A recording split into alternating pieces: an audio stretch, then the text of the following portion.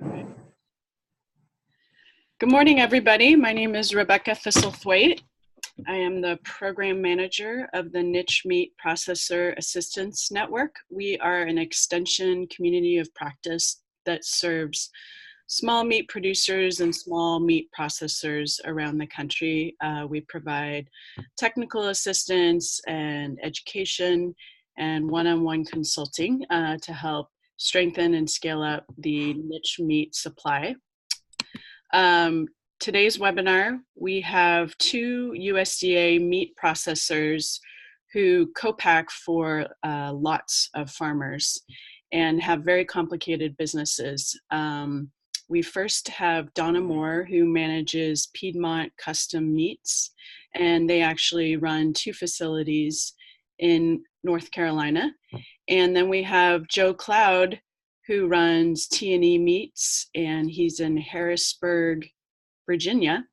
And he also serves several hundred producers in that region with slaughter and cut and wrap processing.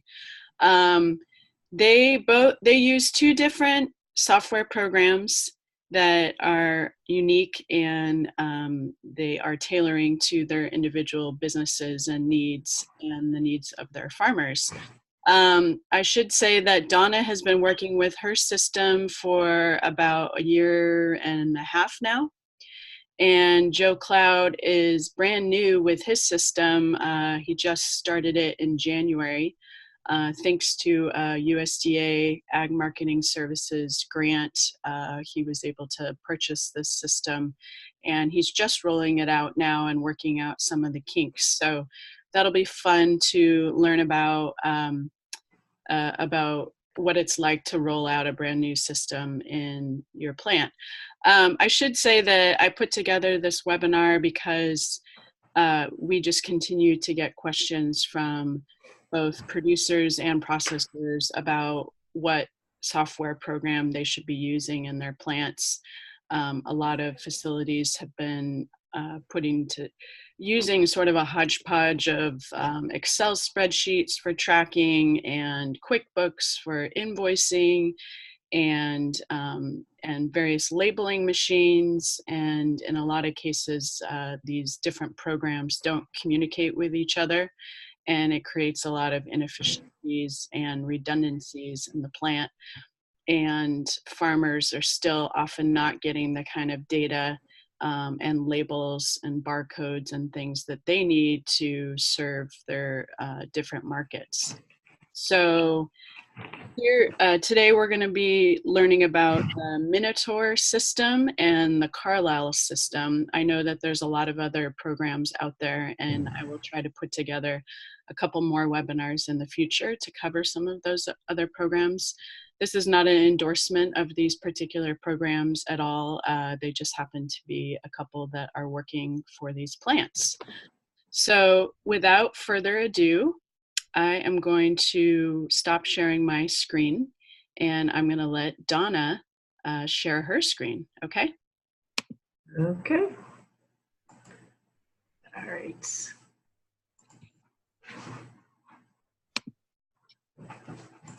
There we go. I think this is it. Let's share. Okay. Hi, I'm Donna Moore with Piedmont Custom Meats, and this system that we put in basically came out of necessity. We bought an existing business in 2014 and quickly realized we wanted to expand, started looking where we might expand, and it became very obvious, except I'm not getting it too advanced. Okay, well. I see your screen. Yeah, but it's not advancing to the next screen. Okay. Oh, there we go. All right, maybe this is it. So as we started looking, we realized we were going to have to find a location separately. You know, we couldn't expand an existing facility. So we bought an existing food processing location in 2017. And after having a lot of feedback from a lot of different customers, the one thing that everybody said was, well, how can I know that where my meat is at all times? So that led us to realize we really needed a very robust kind of program that we could track product at all times, know where it is. And that's where we came up and just kind of stumbled truly across, came across a company called Minotaur Software. They're actually out of Canada, but they had been really responsive because their programs, it's a really truly fully integrated system. You can track everything from the animals themselves to materials. It does that. You can do billing, the inventory control. It's truly all encompassing. Now, all that being said, we opened our second location January 25th, 2018, and that's when all this went live.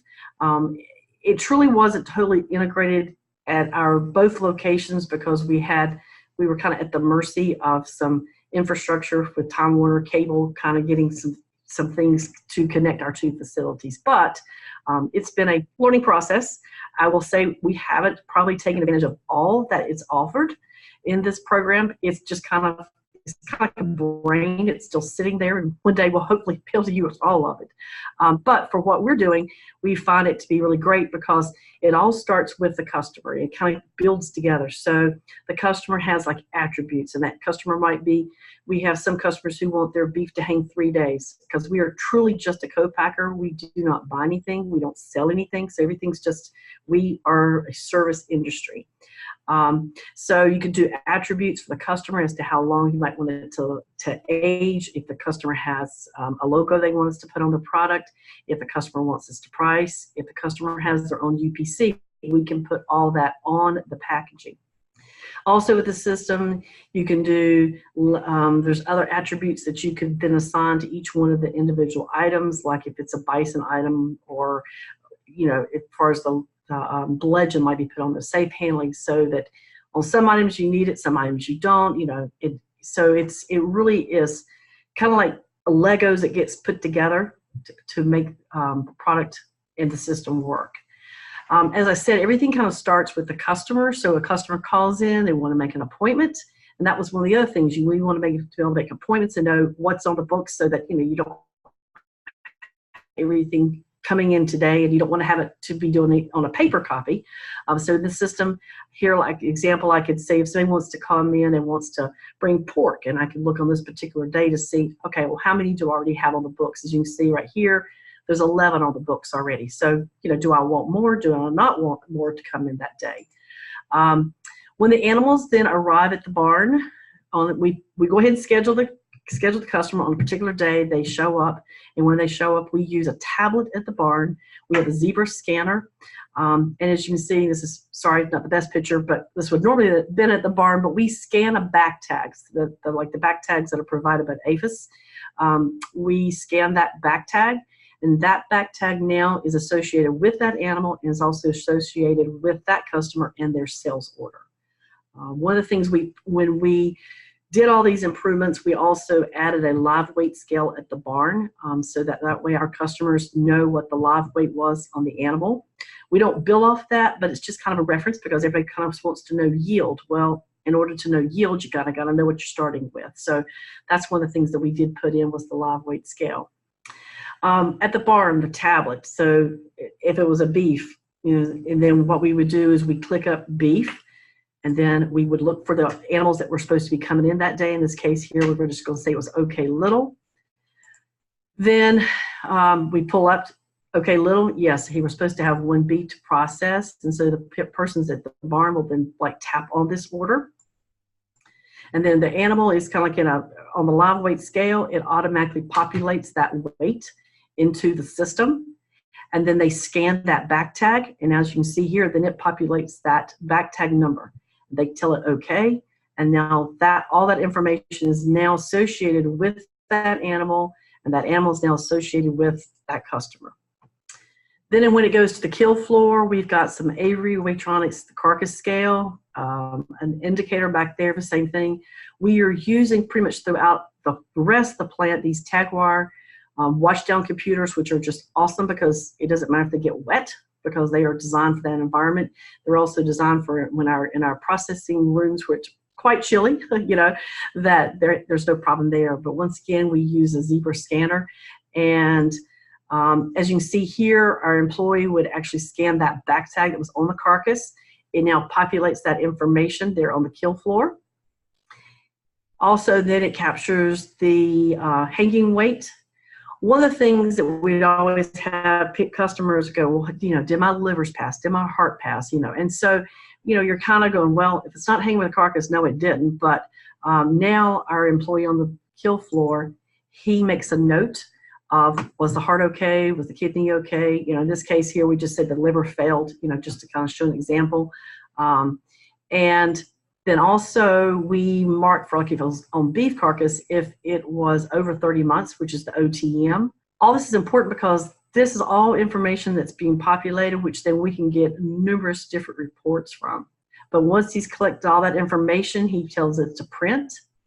And then it prints 2 tags. And that way we put tags on each one of the carcass halves, which we are using these Datamax printers to print the carcass half. Small animals like a sheep and goat, which are not split, it would only generate 1 tag. But here, as you can see, where it says 55mm6938, that is the back tag that was on the animal when it came in at the barn. We do all the killing in our Gibsonville location, but then all carcasses come down to our Asheboro location for processing. Everything is transported in these big macro bins that we have. Once again, though, that tag is scanned, and then we generate labels that get put on the outside of the bin to specify what's inside of that bin. So if a person had 3 pigs they brought in, their 3 pigs would be in that one bin, but then we have tags on the outside of the bin to specify what's in it. We also use these handheld computers to scan the bins to the truck, which is a great thing because then we basically have made a manifest as to what is on that truck and what the weights were those carcasses that are on the truck. So that's our main, which is Gibsonville. When it arrives in Asheboro, then we scan it out of the truck into our location. Once again, this is information that I could always see what's on the truck, what's still in Gibsonville, and what's also in our Asheboro location. Here's just a picture of our processing floor. As you can see, there's that Tegwire computer and the Datamax printer. They scan the barcode with the cut sheet because we custom cut everything based upon a cut sheet that the customer has filled out. That information then pulls up, well, if the customer has a logo, or if we were pricing it, or if there's a linear barcode. Those are all attributes that are assigned to that customer. Then we also then print a chill tote label. As you can see in the bottom left-hand corner over there where she's at the scale station, that's a chill tote. And once again, here you can see the 55mm8268. There is the animal number. That 2105, that would actually be the sales order number that went along with this customer. But we create chill totes labels, so we know whose product is in that chill tote, and then of course then we print out a label after it's been weighed and put a label on the product itself. Just a couple examples of our labels. We can do not for sale, and these are all attributes that would be assigned to a customer. So if they weren't selling it, then obviously it'd be the not for sale. Here's an example of a customer who has their image. We price it for them. They also have their own linear barcode, a GS128 barcode format that's on there. And one of the other unique things about this system is every piece of meat that runs across the scale gets its own unique lot number. You see that 828552505 in the first circle? That is a unique number. So for every piece of meat, it gets its own unique number. And here on the label again, it all references back to a back tag for the animal. There are, like I said, there's lots of different reports that can come out, but one of the things with Minotaur, and I'll show you a little bit of live stuff in just a second, but just thought I'd kind of tell you, is the traceability of how the customer to the order number to the animal is all linked together. Same thing with the products are all linked back to an animal. We can trace everything that's produced on a particular date or a date range. Lots of different reports that can be generated, and it gathers information all along. Minotaur, as I said, it does like the accounting, the management reporting, manufacturing, calculating costs. A lot of this we still truly have not taken advantage of yet because there's only so many hours in the day, and kind of like Joe, we're kind of, we have to do lots of different things. But I also want to show you, I can, some of the reports. Like if I wanted to see, here's an example. Oh, I had it pulled up, sorry. Here would be for a particular day, and this was before our last meeting we were going to do, but here was what we killed on a particular date. And actually, I think I had run it on the 22nd, so I could see what we ran on what we actually killed on the 21st. But here's just an example of one of the reports that tells me like the number of pigs, the number of beef that I have, the number of sheep. So I have those animals that I know that I actually killed, that would be in my new ones that would be in my cooler. And as I was telling you, every piece of meat that runs across the scale gets its own unique item number. And we can generate reports that then we actually send to our customers. We can just email it because usually these reports are quite lengthy. But in this case, this particular cow had a live weight of 1086. They had a hanging weight of 661. And as you can see down through here, that's the lot number. That's that unique item number that's put on every piece of meat. Here was the package weight. Here was the date it was weighed. Here was the time that it was weighed. So once again, if there's a particular issue, we can zero back down. We can go to the date, the time. This told me what shield tote it was put in. It's like 2908. And then once again, everything is referenced back to a back tag for that animal. Just to show you a little bit of like a live system. And I said we can check where something is at all times. And here's going to be a particular animal, and we'll see where it is. And I click here, I tell it to drill down, and I can see here it was, oh, I did that wrong. Let me do this. Go back one time. BBRI 55MM9481. I can see that this particular carcass right now is in Maine, and I know that Maine is our kill plant. Then if I wanted to see some more information about another animal, I'll just show this one. This particular one here, I take it and I drill down, and I can see that actually, today being the 5th, it has actually been assigned to today's work order. So I know it is actually being processed today. I mentioned also the fact that we can at any time check like if organs passed, and that same animal, let's go see. I can go see the attributes for it. This particular attribute, it had a hang time of 5 days, had a gross hot weight of 164 pounds. We killed it on April the 2nd. The liver failed, everything else passed. So it's just a lot of different information that we can collect, and it helps us for as traceability. You trace it forwards, trace it backwards, and once again, try to give the customer as much information as possible. So in a very small nutshell, that's the Minotaur system. Like I said, there's lots still to learn and to implement that we probably have not taken full advantage of, but they are a great company and have been a great company in helping us customize the system to meet our challenging needs that we had here. Thank you, Donna. And you stayed within your time, so good job. Yay! We are going to save questions for the last 15 minutes. So if you have a specific question for Donna or the Minotaur system, just pop it in the Q&A, and then I will facilitate going through those at the end. So Donna, stop sharing your screen. And I'm trying to figure out where to do that. It should be the share button. And then yeah. Once Donna does that, we will switch gears to Joe, and he can talk about the Carlisle system. And I really am trying to figure out how to do this. Sorry. Oh, it's okay. Just got to get you back to.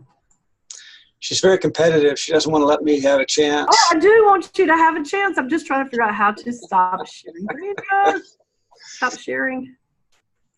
Should be the share button at the bottom of your screen. Hit the share button again, and should be the choice. Well, that's the problem because I had to go inside of our terminal server and I don't see resume share. No. Oh gosh. Joe, I really do want you to talk. You can try Alt-S. Alt. Yes. Yay. Hey, there you go. Thank you very much. Having the IT person in the room. Yes, really. yes, I'm not an IT person. Okay, Joe, Okay. you hit it and go ahead and share your screen. Okay. A couple moments to load, but why don't you talk about, what compelled you to start doing this? And Yeah. So yeah, that was a great presentation, Donna. Thank you. We're not a year and a half. We're a couple months into learning our system, and so I'm going to talk maybe a little bit more about us and why we did it, and maybe a little less detail as we run through this. But just to give you, we're very similar to Donna. We're a co-packer. We don't buy and we don't sell anything, and we really support the direct marketing folks in the state of Virginia, a little bit Maryland and West Virginia as well. So we have, from the beginning, we've been in business about 10 years. We have at any given year a couple hundred customers, and we've had questions on trying to get yield analysis and so forth for a long time. We've been working with an old scale system that you really had to invest as a farmer in that. You had to get pre-printed labels, and every time we changed a different producer, we had to change the labels in our scales. It was very time consuming and so forth. And we didn't have any traceability. As we've grown, we've got customers that want to put stuff into other supply chains. So there seemed to be an answer. But anyway, before I get into that, just a little bit about who we are. We're a small plant. We are a co-packer. We've got about 22 employees at any given time. And like Donna, we're a multi-species plant. We do all the red meats plus some exotics. I've got a yak farmer. I've got an Asian water buffalo farmer. I've got some alpaca producers and that kind of thing. And we did a major expansion last year, and that allowed us to put a smokehouse in. So we're getting more variety of products, and we wanted to have more label control, and we wanted to basically empower a lot of our users. So a system like this seemed to make some sense. As Rebecca mentioned, we were fortunate enough to get a local food production program grant from the USDA, and it was really focused on equipment that would allow us to do some of this traceability. And any of you know about that program. It's really all about expanding local foods and putting more local foods in the market. And so this was one of the big equipment pieces that we were able to do. We had done a bunch of research into different systems. I had come across Carlisle at an AMP show in 2013, I think, and liked the way their products were made. They're very robustly built. Also, I think Andy and Gavin from Carlisle may possibly be on this call, so later in the Q&A, if I get things wrong, they can maybe respond to some of the things. And I forgot to introduce Carly Swisher is sitting to my left, our IT person. So I'm trying to run the business. I'm pretending to know a lot of the things about this system. I don't know a lot of the things that I should know, or I feel like I should know.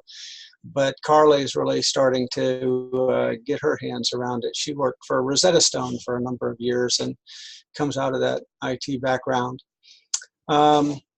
So why would we invest in a system like this? We really do want to expand the markets for our customers. Their success is our success. Our success is their success. And we're getting a number of customers that are now getting to that point where they're being blocked from accessing markets that they want to access. These are like, grocery chains and institutions that are coming to them and saying, we want to buy your products, but their rules don't allow them to unless you can provide this kind of digital traceability. We also wanted to create the ability for the yield report, similar to what Donna was talking about, where we've got a live weight scale in the barn, and I'd be interested to know if she does smaller animals. We only provide that for beef, but we're able to give our farmers their full. We will be able to at some point. We're not quite there yet. The full yield analysis, and that's going to really help their business. And of course, we want to provide traceability, external traceability. We also want to provide internal traceability. So how can we account for all the product? I mean, we've got customers that come 4 hours. I'm sure many people on this call can relate to this, where they get that call, the guy's gone home, and it's like, well, I don't seem to have everything, and there, lo and behold, there's something in the freezer, and your customer's a very long way away. So how do you avoid that? Just to give you a sense of the scale, this was a really big reach for us, for a plant our size to have made this investment. I'm not sure I would have been able to do it or would have prioritized it quite as much if we hadn't got the grant money. But the investment actually was a little bit more than I had thought it was going to be when I did the initial planning, because we bought the system, but then it turns out you need a lot of support systems. We bought the system, but then we had to install a server, and then we had to buy all the software for the server, and we had to buy the Wi-Fi network and put that in, and so forth. And the whole thing cost in the neighborhood of $150,000. And we got about 2/3 of that out of our grant. So, and then there's other costs that, the cost of training. We're going to bear the cost of training. We're paying people are learning as they're learning how to use the system. And it does slow you down. On the other hand, as everybody goes through training like this, everybody does it together. I think in the long run, it's going to make us a better, stronger team. But we do have to suffer through that initial period. Just to talk about the actual, what we call the Symphony Plant Productivity Suite is Carlisle's name for it. And that was roughly $130,000. And we had some choices that we made that may have upped that a little bit, but that, so the Symphony is the overall name for the software that drives the whole thing. And then the ICAP, information capture, is the software that works at the individual workstations. And we bought a harvest workstation for our kill floor, and then we bought 2 mobile workstations that are out on the packing floor. Each of those workstations come in a very well built mobile stand, so we can roll them around where we need them to be. They come with stainless steel wash down enclosures, and inside those are wet environment printers. When we got a smaller, just a piece weight scale. It's about up to 25-pound capacity, and then we've got one that's rated for 100 pounds, so we can actually fill boxes and weigh off of that. Along with that, we got a couple of handheld computers for shipping and receiving, for box weighing, which is why we've got more printers than we actually have workstations. We also paid for an annual support agreement, and we're going to have to re-up that every year. That's a little expensive, but that's certainly worth doing. We use it. We're talking with Carlisle all the time, every day. I can see Carly shaking her head vehemently, and we're in the very steep part of the learning curve right now. So one of the things that's kind of good is we're creating labels for all of our customers, all of our co-packing customers, and that takes a lot. And once we get all of those in there, we get all those logos and scan all the logos and so forth, then that's our support needs are going to really slow down.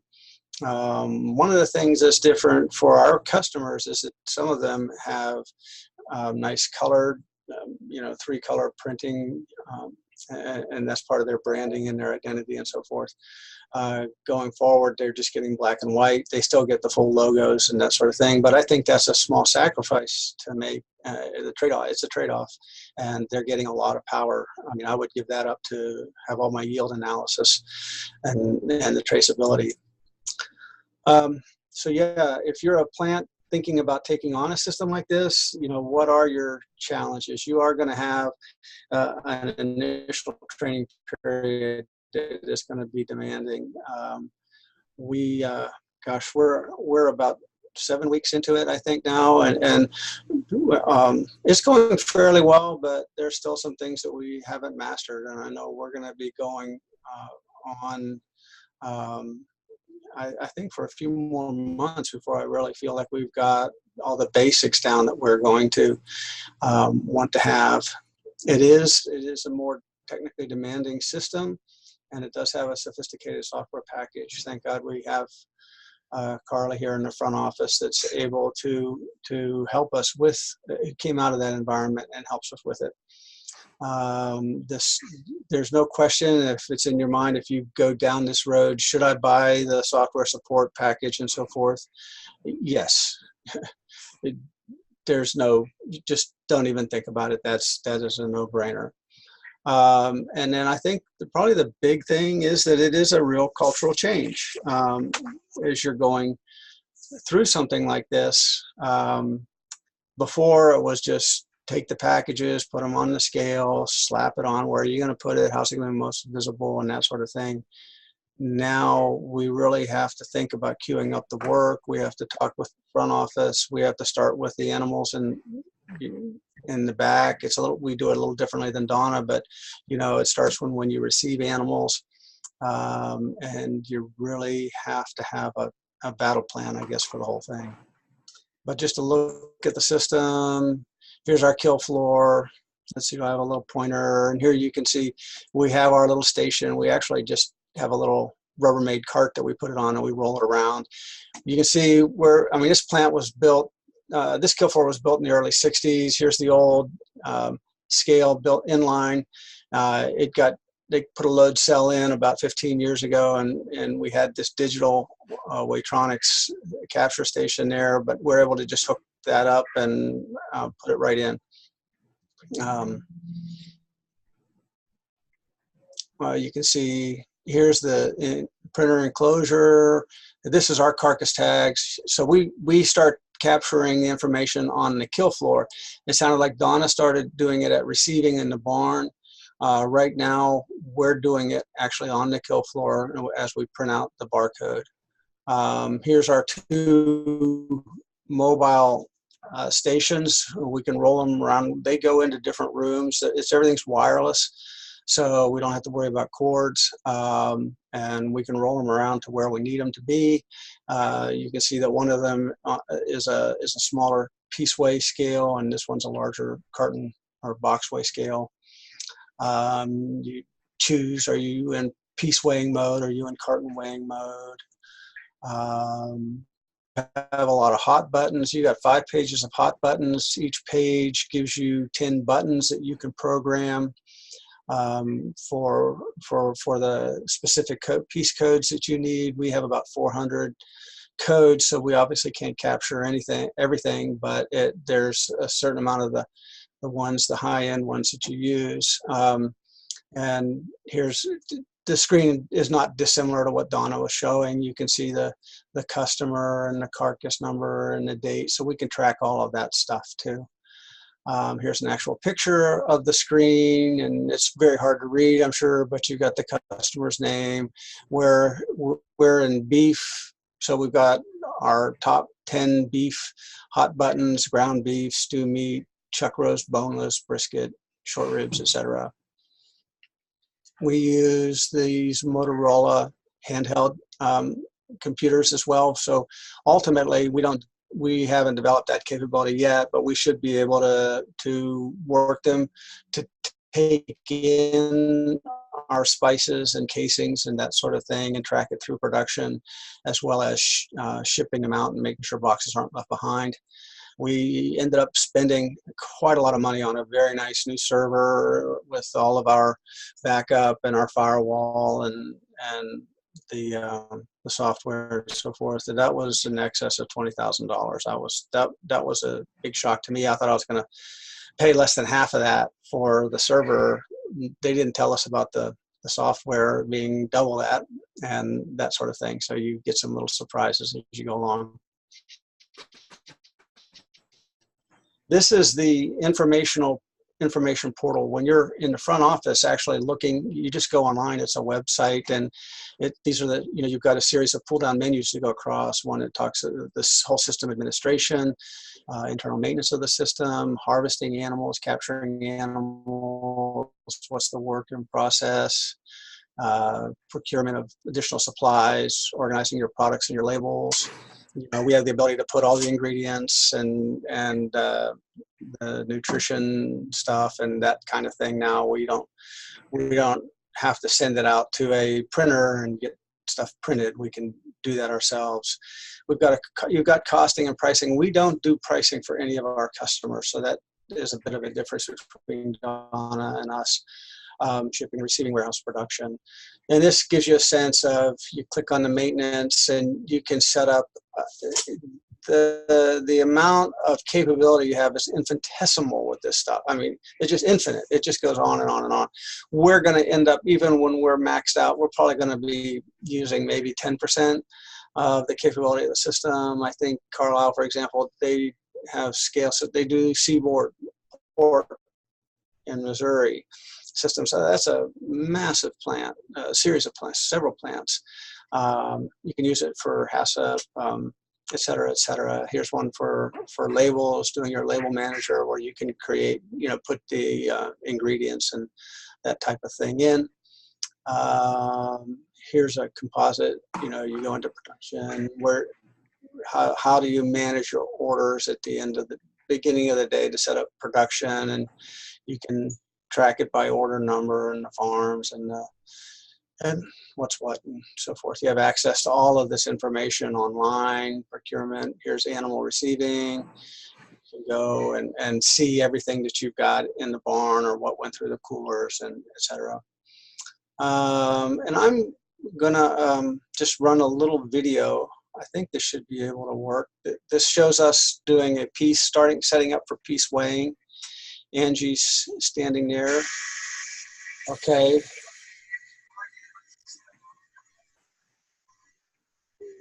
So she's logging in. She's choosing piece weighing. She has her little handheld. She's got her carcass tag.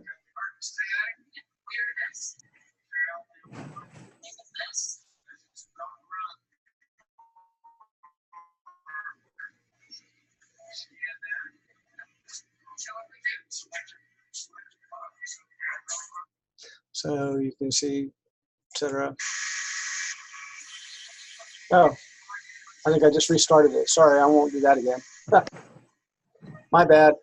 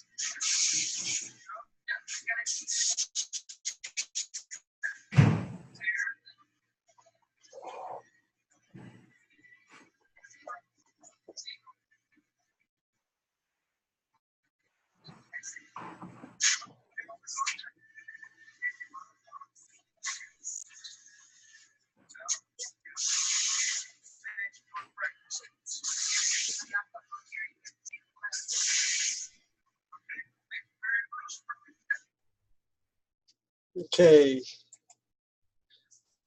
Now, one last, this is on the kill floor.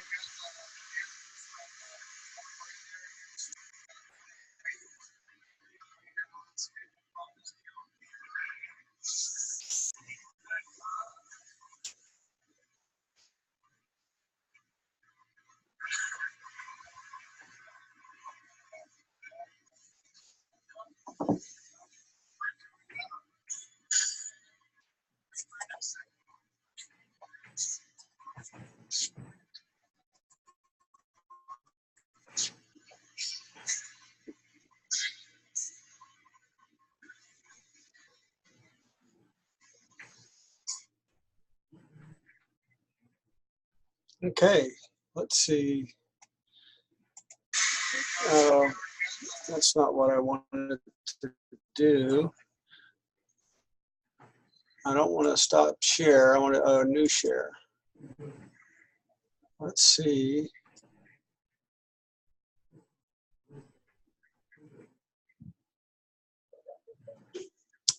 Doesn't want to give me the.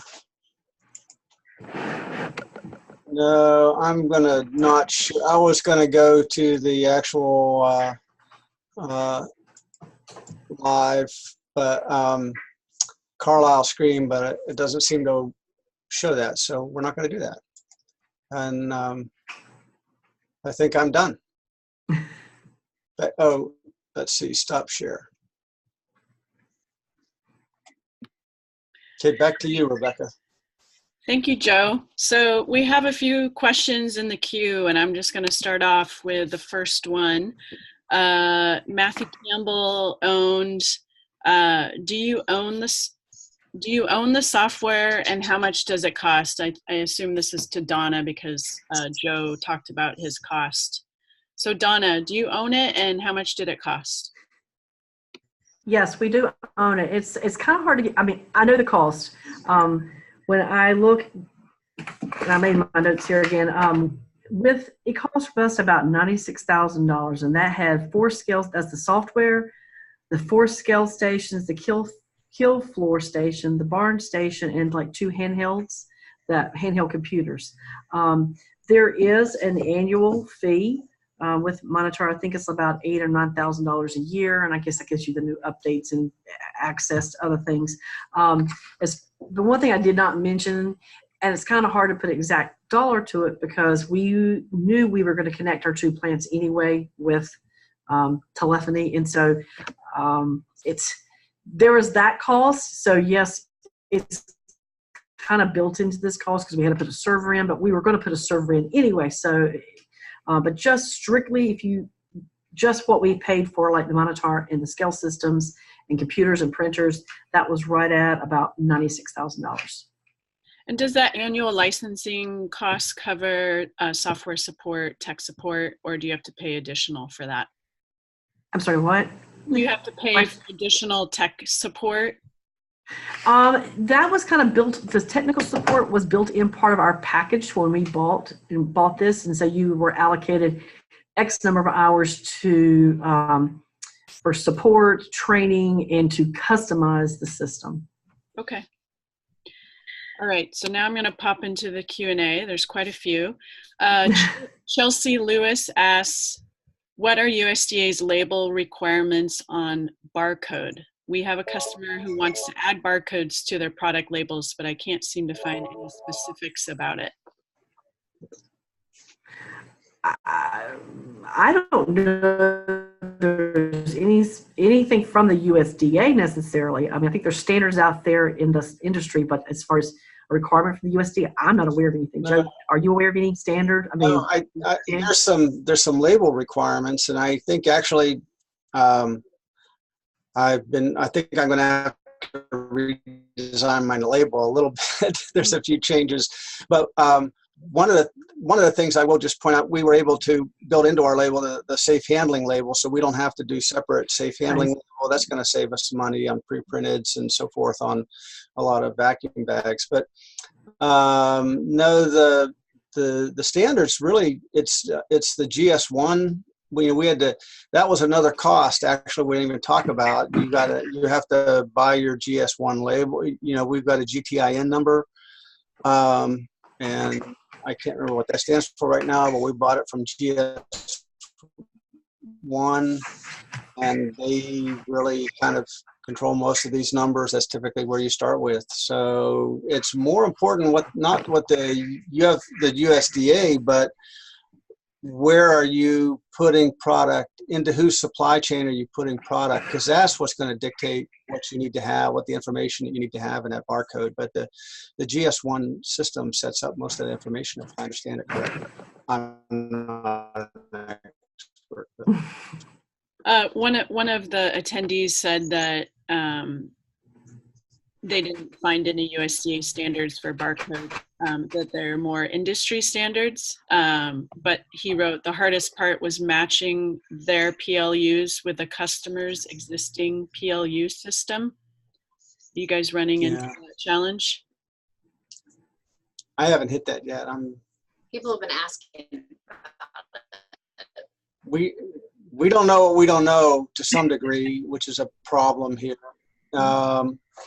But yeah, we're starting to wrestle with that. Yeah, that's like a whole nother webinar on barcodes and PLUs. It's complicated. Okay, so Annie asks, hi Donna, what do invoices look like in the Minotaur system, and how easy is it to update the number of animals that are dropped off if a farmer brings a different amount than scheduled? Okay, you broke up. Sorry. Can you ask the question again? The first part is what do invoices look like in the Minotaur system? Maybe you can start there. Okay, the invoice is basically, the invoice, it reminds you a lot of like a QuickBooks invoice. So, and truly this system is so customizable. So if you wanted there to be multiple pieces of information, I can't even think of what all might potentially you'd want to be on that invoice, but it's pretty much customized however you want it to be set up. And does it integrate with QuickBooks, or does it just replace QuickBooks for accounting? It replaces QuickBooks. Okay.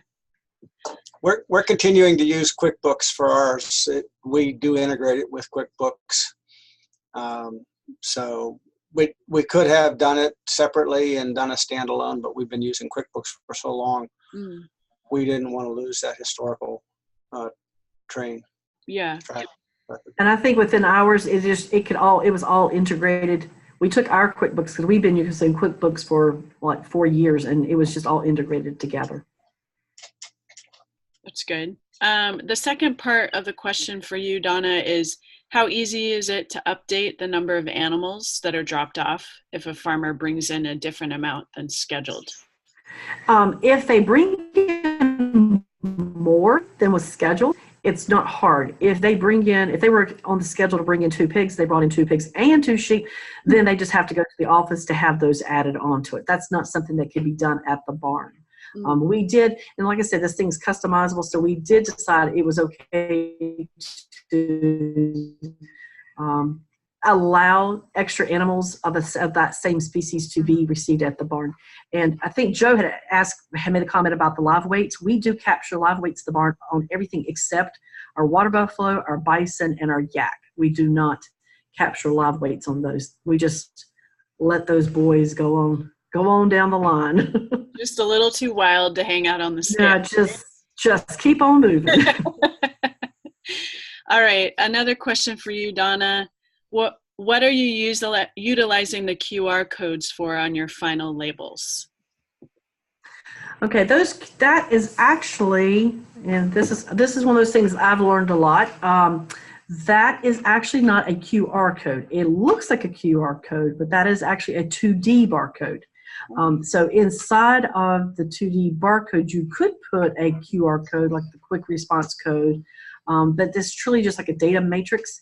That is the same, that 2D barcode that we have on there would be the same thing as a linear barcode, except we could put more information. The linear barcode that we can print on the label right now is basically confined to about 3 pieces of information, whereas in that 2D barcode, we could put, I mean, there's just an infinite amount of information you could put into that 2D barcode. That's not a consumer-facing barcode because it's not a QR code. They can't like scan it with their phone and find information about. True, unless I do have one customer who does have a QR code, so that has basically been linked as an attribute into that 2D barcode. So if a customer scanned it, then like if they wanted their customer's customer to be able to go to their website. So their customer's customer could scan that and it would take them to their website. Okay. Interesting. Let's see. Joe, can you invoice out of that system? Or do you just invoice out of QuickBooks? Yeah, we just invoice out of QuickBooks. Mm-hmm. We are in the process of working on an interface report where all of our yield reports are going to be separate, but I'm not sure. We're not we somehow link the QuickBooks with that information. I don't know. Not at the moment, no. The reports can be printed off from the system that Joe was showing and then exported into Excel. From there, there's a lot of information. And so what I've been doing is taking that data and putting it into pivot tables and then just printing it out to make it as simple as possible for our farmers to be able to know the totals on how many pieces they're getting of any particular kind of cut, the total amount of pounds and that kind of thing, that can be printed out and will be sent along with them in addition to a copy of their invoice. I'm not sure about what we'll do in the future as far as integrating that or saving that in with it, but that's what we're doing currently. Mm-hmm. Yeah, just to follow up on that, the one issue that we are starting to look at is that none of our we have no producers that have computer systems that they can take this into their inventory, so can they come along and with their own little handheld, beep these boxes into their inventory. They can't do that. So then one of the questions is if we do start putting stuff into a supply chain that requires traceability, are we going to end up shipping it directly rather than the farmer picking up? So there's a lot of those questions that are coming into view right now, but we don't have the answers. Yeah, because if the farmer receives it and then it's not tracked and then take it to a retailer, there'll be this like missing chunk of time, right? Like, where's the product during that time? Exactly. Mm-hmm. Exactly. Yeah, you want to have an unbroken chain so that you can. Otherwise, it defeats the purpose. The ultimate end user is going to end up refusing to accept it and not pay for it and so forth because it violated the traceability standards. One comment by Matthew Campbell was about charging a premium or surcharge for some of these services like yield analysis and barcoding and just the extra time that it takes to do this. Are any of you guys passing off these costs to your customers, or you just kind of build it into your fee structure?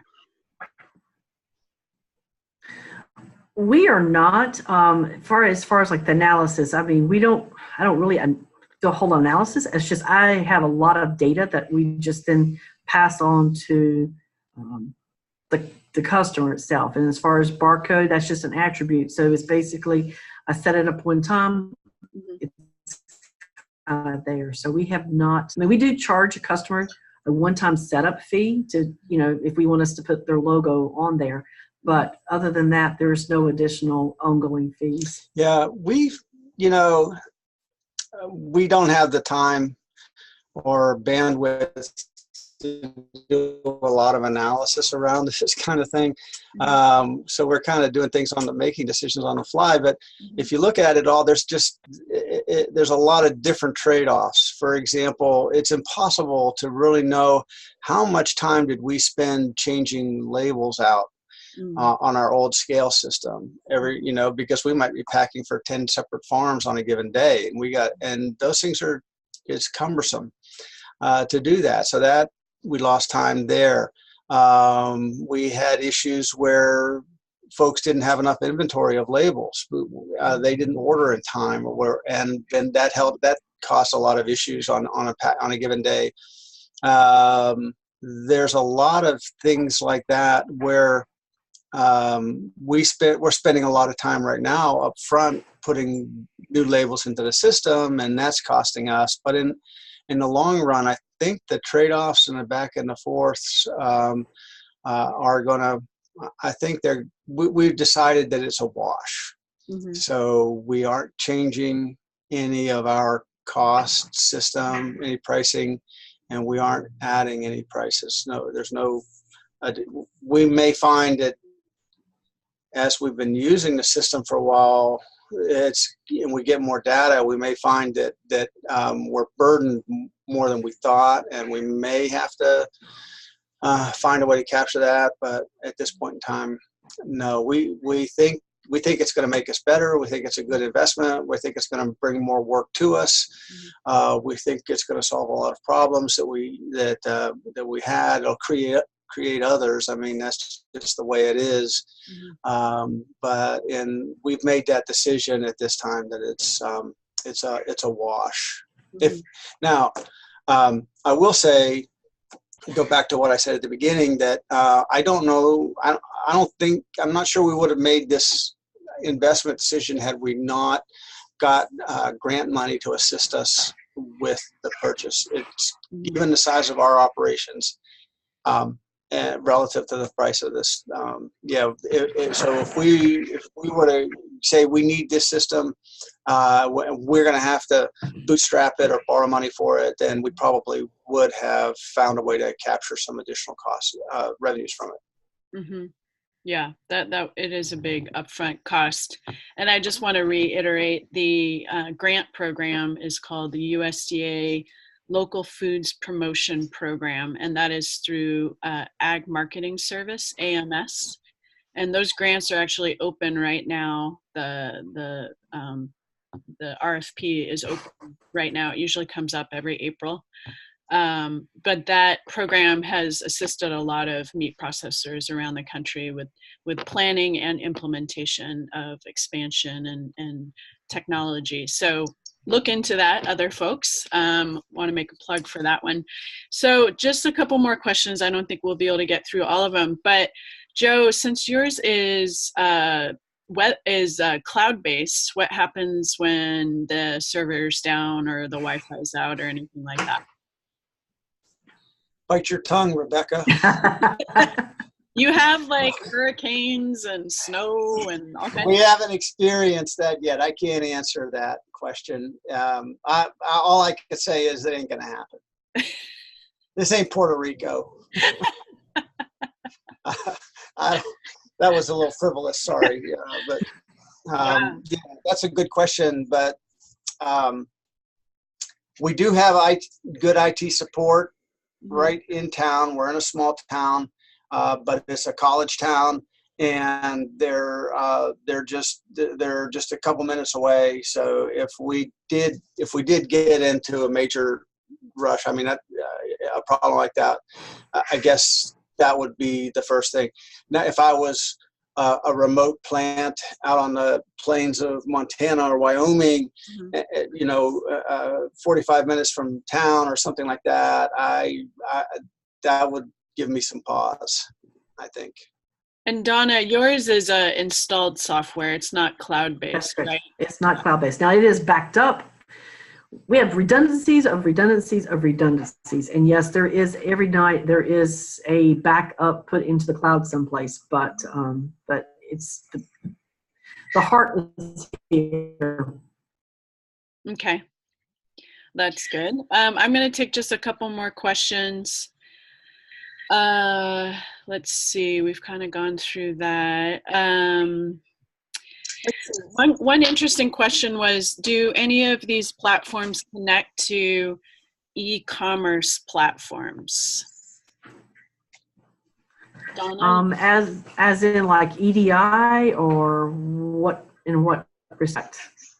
I don't know, maybe like inventory management, like when you put on, when a farmer puts on e-commerce, like what's in his inventory, it needs to populate it, and it needs to pull inventory out of it on an e-commerce platform, I guess. I don't, ours might, I'm not aware of it. Joe, do you know if yours? I do know that there is, I do know Go ahead, Donna. Yeah, I said, I do know that I think there is a backdoor approach that if you, if we had a customer that had needed EDI capabilities, that this kind of information could be linked to it. We don't, so we've not explored that any further. I would say, I would notice one thing on the Q&A window, there's a name, Andy Compton, on there that's answered some of the questions. Andy is our sales rep with Carlisle, so he knows the answers to this stuff. Mm-hmm. And I'm going to go out on a limb and say that they probably can link this data to one of these e-commerce platforms, but that's going to be a higher order of operation than we can do here now. So that's something that I would urge the individual asking that question to take up with the vendor. Okay. Because these systems are, I mean, it's a cloud-based system. It's incredibly powerful. They've got so many different subcomponents to it. And anybody wanting to take these things on, just note that it's a full 6 to 7 month coding process from when you start setting it up to where you take you receive the whole package and then go through are in a position to go through training. So there's I think Donna had mentioned this too, there's a lot of customization that goes into these things, and they're just very powerful. And not being a database guy, I just can't believe that we can't, that solution doesn't exist within them right now. We don't need to take, we can't take advantage of it.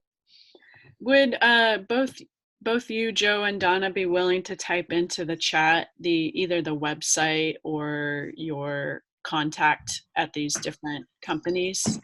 That way, if anyone wants to get a hold of them directly, they can do that. So just type in chat, hit the chat button, and then you click all panelists and attendees, and then just type in either the website or your direct contact. Where am I? That would be helpful. Lost it. Okay, so I'm just gonna take a couple more questions. I'm willing to go 10 minutes over here. Do either of you guys process poultry? No. No.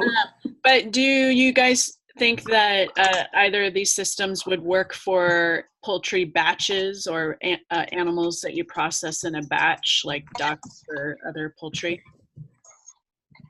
I'm sure. Yeah. I'm sure it would. I don't see a reason why not. Okay. Let's see. Andy just typed in. Oh wait, Joe just typed in Andy Compton at Carlisle Technologies. That's his good contact there. That was privately. Sorry. Oh, okay. And then maybe you could put the email or his phone number and send that to the group. And then Donna just added her contact at Minotaur Software. So thank you for doing that. Hopefully everyone can see that. And I'm just going to take, let's see, a couple more questions from Tracy. Do either of you incorporate an auto-way labeling system into your labeling program with the software systems that you purchased? How do you match your production capabilities to your packaging and labeling capabilities? I'm not exactly sure what that means, but I'm thinking matching your production capabilities to your packaging and labeling. To me, that sounds sort of like a product flow. And does the packaging and labeling like hold that up? For us, it's not held anything up. Mm-hmm. But I don't. Yeah, I don't know. Does your new system actually make it faster for you?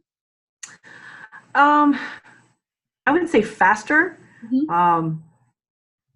I would say yes. It would. There is probably faster because you're not having to look up. You're not having to change over. You're not having to do a whole lot of different things. So I would say yes, probably faster. Mm-hmm.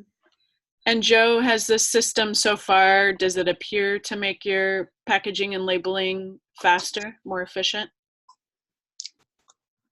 I think it slows it down at this point in time. Yeah, I would say just from my experience, because I've been doing a lot with helping to get labels set up, which after working with our support team from Carlisle, which, as Joe mentioned, are really amazing, it made it a lot easier for me to be able to set those up instead of having to rely on them as a crutch. But we do get occasional problems with things not showing up correctly on the various portals that they're doing the labeling through, or there might be an error or something, just because we're just starting out. And so we've had to do various troubleshooting and that kind of thing, and it has made us get a little bit stalled or behind for some customers occasionally. But then with other ones, it's very smooth, especially ones that we've worked with before and we've been able to do the labeling and everything for before. The next time they come in, I think everything goes really smoothly as far as labeling goes. Mm-hmm. And I would like to clarify, I would say a year ago, oh yeah, there was probably some slowness, but at the same time, this was a brand new plant, brand new people, brand new procedures, a brand new labeling system. And so there is a steep learning curve. There really is. But now a year out, you see the advantages of having this system. I'll go back to one of my earlier slides, that it's a cultural change. And when you're making a cultural change of this magnitude, it's a deliberate process, and it definitely, there's a burden that goes with that. But then once you get past that, I think you've got so many more capabilities, and you've got, you're just, it's going to make it, I think it's going to make us a lot better. But we're burdened with taking all of that on right now. I think in a year it's going to be a lot different. Yeah, and speaking as someone who used to farm, having to buy my own labels, and I had to buy labels for different plants because sometimes my plants got shut down or they were booked. So I had to buy multiple rolls of labels for multiple plants. It was such a pain in the butt, and to also probably multiple scale systems. Yeah, and I never knew if a plant was like almost out of my labels, if I needed to reorder them, and it like that, having that burden be on the farmer is ridiculous. And so being able to just print them out there at the plant, while they may not be as fancy and pretty, it just makes it so much less burdensome for the farmers, especially if they have to work with multiple facilities. So I would love it if more facilities would implement what you guys are doing. I know it's expensive and it's a cultural shift, but for the direct marketing farmers, it's really critical. Yeah. Okay, so one last question, clarification. What does EDI stand for, Donna? I think it stands for Electronic Data Interface, I believe. Okay. I know there was some major grocery stores in the area. Oh gosh, but that basically you would upload the order. They would upload an order. You would upload invoices, and so it's basically the paperless version of transferring information. So that was Ross Perot's company. Yeah. Okay. Those of you who are old enough to remember that. Ross Perot. Well, I think this has been a really good introduction to this subject matter. Maybe a future webinar could be more about what happens when the farmer receives the product and interfacing with grocery stores and institutions, and kind of what labeling and tracking and technology is needed on that side of the equation. And maybe we could have a couple grocery stores come and talk about kind of what they need from farmers, what kind of information needs they have.